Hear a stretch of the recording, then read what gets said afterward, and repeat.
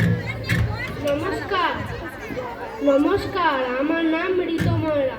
আমি চতুর্থ শ্রেণীর ছাত্র।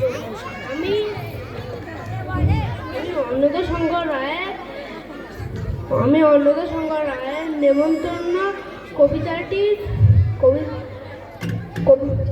আবৃত্তি করছি। যাচ্ছ কোথা চাংড়ি পোতা, কিসের জন্য নেমন্তন্ন? বিয়ের বুঝি না বাবুজি, কিসের তবে ভজন হবে? শুধুই ভজন, প্রসাদ ভোজন। কেমন প্রসাদ? যা খেতে স্বাদ।